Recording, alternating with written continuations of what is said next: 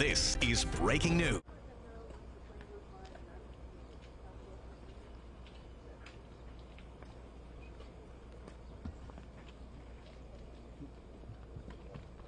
Okay, thank you for coming. We are here today to discuss a violent sequence of events in which an individual took it upon himself to shoot 4 innocent people, tragically killing 1. Our hearts go out to all the families affected by the senseless violence.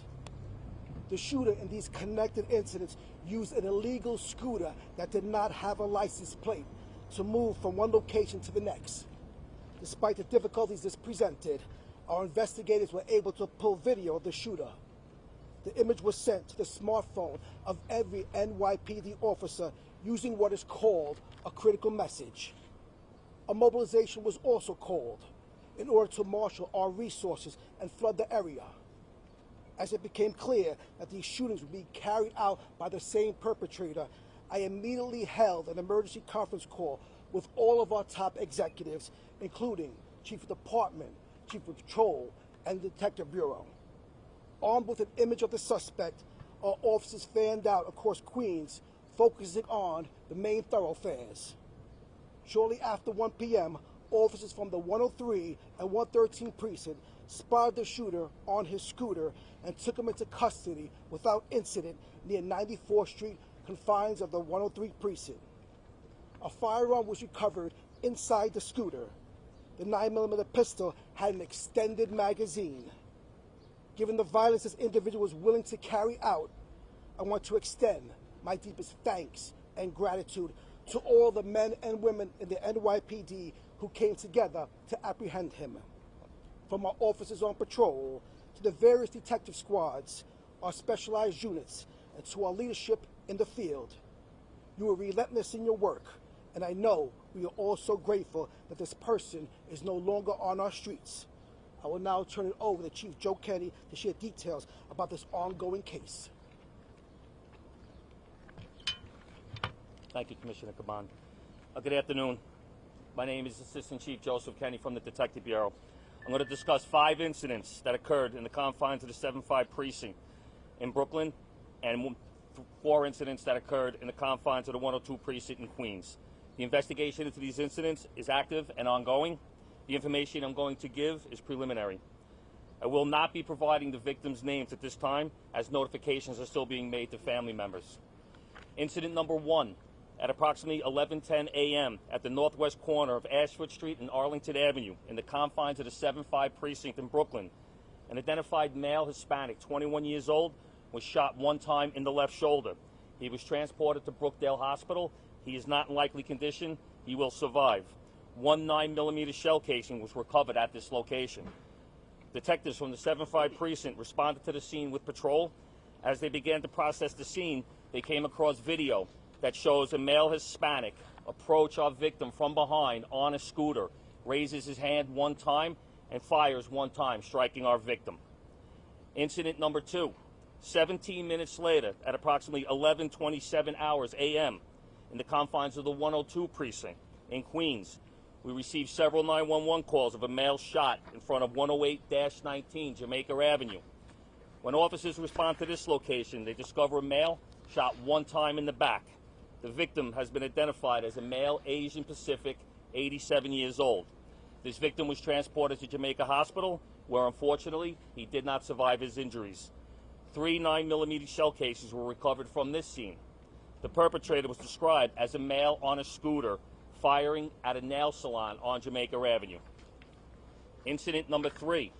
When patrol officers responded to the scene of the homicide, they were alerted of another incident involving a shot being fired. Thankfully, nobody was struck. Numerous witnesses described a male on a scooter randomly firing at a group of people that were standing on the corner of 108th Street and Jamaica Avenue. 1 additional 9mm shell casing was discovered at this scene.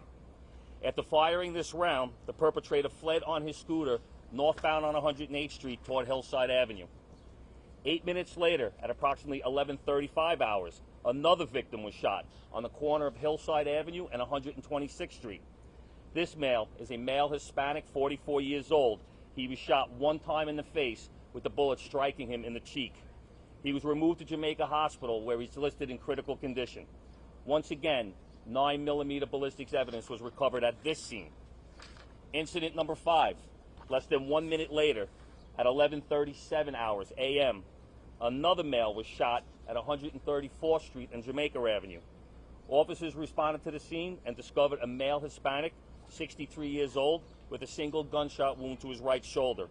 He was removed to Jamaica Hospital as well and is in stable condition. 4 9mm shell casings were discovered at this scene, and witnesses once again described the male on a scooter. Personnel Service Bureau and detective personnel were immediately deployed to assist in this investigation. An attempt to identify and apprehend the suspects began immediately. The acting police commissioner, Eddie Caban, immediately chaired an executive meeting, and we were given specific tasks and responsibilities to try and catch this perpetrator. Based on this quick deployment, the shooter was apprehended on the corner of Sufton Boulevard and 94th Avenue at approximately 1:10 p.m., less than 2 hours from when the first incident took place in Brooklyn. Patrol officers from the 103 and 113 precinct recognized the shooter based on photos that were immediately distributed to every cop in the street. The scooter, and more importantly, the 9mm semi-automatic pistol, were also recovered. An extended magazine, as well as additional 9mm rounds, were also recovered. I can tell you right now the perpetrator is a male, Hispanic, 25 years old, with 1 prior arrest in New York City. Thank you. We will now take any questions. Can you speak to again how you were able to so quickly apprehend the suspect in regards particularly to the scooter he was riding? So as I mentioned before, illegal scooters are a problem in the city that myself and the men and women of this department are focused on addressing. In this particular case, the scooter is still under investigation, so I cannot comment this time. Lloyd Mitchell, AM New York. I'll turn it over to Chief Joe Kenny. At this time, we don't know the motive. It seems that his acts were random. If you look at the demographics and pedigree of the victims, they're all different. At this time, video shows that he's not targeting anybody, he's not following anybody. As he's driving on his scooter, he's randomly shooting people. We have time for one more.